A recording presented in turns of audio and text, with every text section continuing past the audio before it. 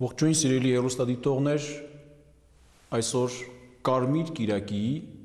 հինանց շրջանի այս կիրակիի մասին մեր խորհրդածությունները մեզ անմիջապես տանում են կարմիր բառի մեկնությանը թերևս ասենք, որովհետև այս կիրակին մեզ ցույց է տալիս, որ քրիստոնեական եկեղեցին իբրև այդպիսին հիմնվել եւ հաստատվել է նահատակների կարմիր արյան վրա։ Երբ մենք Զատկի օրը տոնում էինք Քրիստոսի հարության հաղթանակ ընդդեմ մահվան եւ գերեզմանի, մենք վստահաբար փորձում էինք նաեւ հասկանալ եւ ըմբռնել, որ Քրիստոսի այս զատկական հաղթարշավը շարունակվելու է երկրի վրա, բայց ում միջոցով, ինչ մարդկանց միջոցով, ովքեր են լինելու այդ նվիրյալները, որոնք անձնվիրաբար առանց որևէ հետին մտքի եւ նախապայմանի շարունակելու էին քարոզել Քրիստոսի խոսքը եւ այդ խոսքի համար անգամ իրենց կյանքը տալ։ Քրիստոնեության տարածման առաջին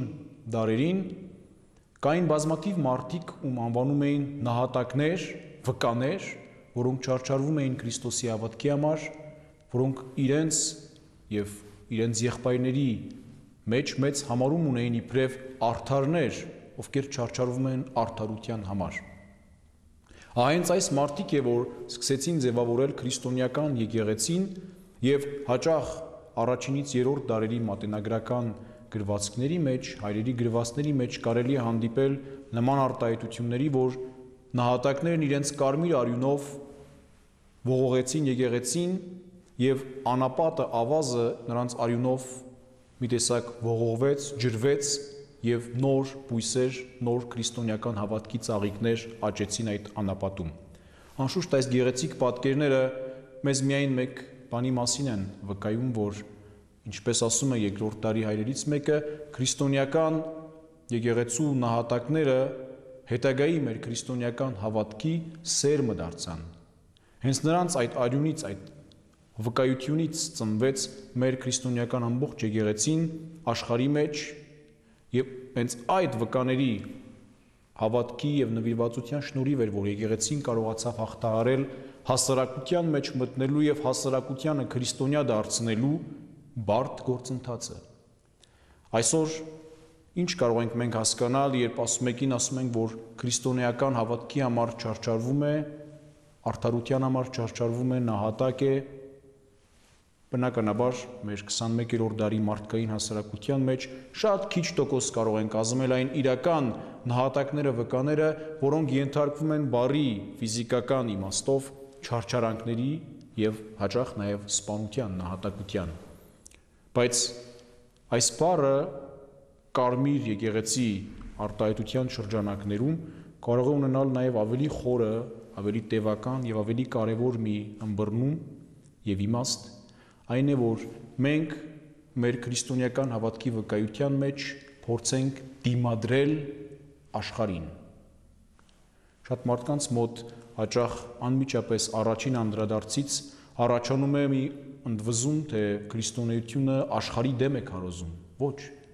Քրիստոնեությունը երբեք չի քարոզել աշխարհի դեմ, այլ միշտ քարոզել է աշխարհի մեջ քրիստոնյա վայել ապրելու համար եւ բոլոր այն հասկացությունները, այն երևույթները աշխարհի մեջ առկա, որոնք խոչընդոտել են քրիստոնեության քարոզությանը, սրանց դեմ է, որ քրիստոնեությունը պայքարել է, դիմադրել է։ Այս հոգևոր մարտի, հոգևոր պայքարի մեջ քրիստոնեությունը շատ բան ունի սովորելու։ Քրիստոնեական ըմբռնումով, բարոյականությամբ այս մարտը նաեւ դաստիարակություն է մեզ համար։ Երբ մենք աղոթում ենք, մենք պայքարում ենք։ Երբ մենք բարի գործ ենք անում, մենք պայքարում ենք։ Երբ մենք հիշատակում ենք մեր ննջեցյալներին եւ նրանց համար աղոթք ենք խնդրում, մենք պայքարում ենք։ Ամեն անգամ աղոթելիս մենք դիմադրում ենք ինքներս մեզ, որովհետեւ մենք խոնարհվում ենք Աստծո առաջ, մենք փորձում ենք ինքներս մեզ դաստիարակել, խոնարհվելով Աստծո առաջ եւ ինչպես Պետրոս առաքյալն է ասում, նրա ամենակալ ձեռքի առաջ խոնարհվելով ասում ենք, որ թող քո կամքը լինի, այն ինչ որ պետք է լինի, դու այդպես արա։ Երբ մենք փորձում ենք բարի գործ անել, նույնպես պայքարի մեջ ենք, որովհետև բարի գործ անելիս մեր դրացիները, մեր մերձավորները, ովքեր մեկ այլ ըմբռնում ունեն բարի գործի մասին, միշտ մեզ հանդիմանում են, որ ինչու ես անում, որովհետև նա քեզ ոչ մի բարի բան չի արել, թերևս վատից բացի։ Բայց երբ մենք սկսում ենք նայել քրիստոնեաբար այս ամենին, տեսնում ենք, որ բարի գործ կատարելը նույնպես այսօր դժվար է դարձել այս հասարակության մեջ։ Առանց որևէ նախապայմանի, առանց հետին մտքի, առանց նկրտումի։ Մեկ փոքրիկ շյուռ տալ իր եղբորը։ Երբ մենք մեր ննջեցյալի համար աղոթք ենք պատվիրում, մենք հռչակում ենք մեծագույն պայքարը եւ մեծագույն հաղթանակը քրիստոնեության ընդդեմ մահվան։ Ամեն քրիստոնեաբար թաղված եւ կառուցված գերեզման մահվան դեմ մի խոչընդոտ է, մի թումբ է, որտեղ ամեն անգամ մենք այդ գերեզմանին նայելիս, մենք այդ հավատացյալի համար, նրա հոգու անգստության համար աղոթք խնդրելիս հռչակում ենք, որ մենք հավատում ենք Քրիստոսի հարության հաղթանակին եւ դրանով մեզ պարգևված Աստծո բացառիկ հարաբերությանը մեզ հետ եւ Աստծո ողորմածությանը։ Այնպես որ երբ մենք նայում ենք այս անցնող հինանց կիրակիների մեջ, մենք տեսնում ենք, որ այս կիրակիների միջից ամեն անգամ մեզ համար բացվում է քրիստոնեական հավատի մի նոր հորիզոն, մի նոր տեսարան եւ ընթերցվող ավետարանների միջից, ամեն օրվա ընթերցվող ավետարանների միջից մենք սովորում ենք, թե ինչպես Քրիստոս 3.5 տարի շարունակ մարդկանց մեջ ապրելով փորձեց մարդկանց սովորեցնել ամենաէականը եւ ամենակարևորը՝ հավատալ եւ սրտանց անել այն ամենը, ինչ դու անում ես։ Եթե քո խիղճը քեզ չի տանջում, եթե բարեգործություն անելիս դու հանգիստ ես, եթե մահվան ժամանակ դու հավատում ես Քրիստոսի արությանը եւ մարդու հոգու կենդանությանը, եթե հասարակության մեջ դու փորձում ես ապավինել Աստծուն եւ քո կեցվածքը ուրիշների կողմից քննադատված քո կեցվածքը քեզ չի խանգարում իբրև այդպիսին հասարակության մեջ մնալու, ուրեմն նշանակում է, որ մենք ճիշտ նույն նահատակի դերի մեջ ենք, որտեղ նրանք էլ հավատում էին, որ իրենց մահվամբ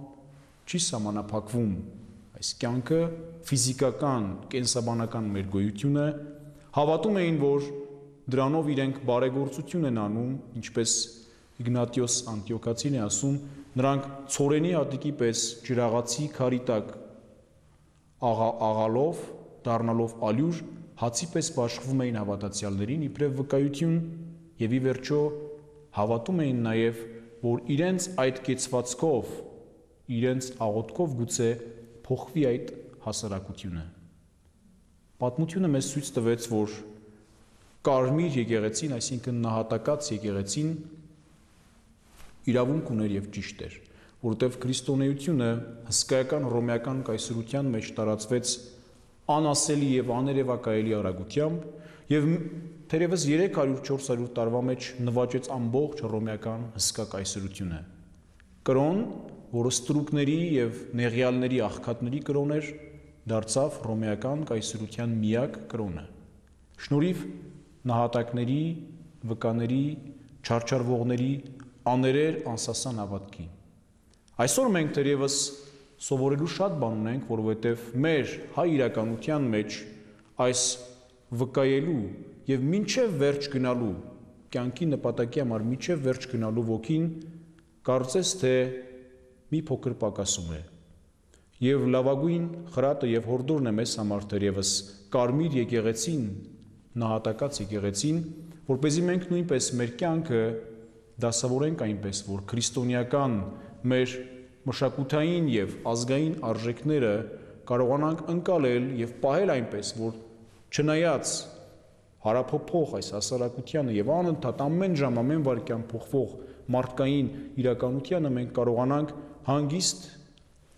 արտաքուստ շատ հանգիստ կեցվածքով այս հասարակության մեջ ասել, որ մենք հավատում ենք Քրիստոսի հարությանը, որովհետև այդ հարություն է տվել նաև հայ ժողովրդին։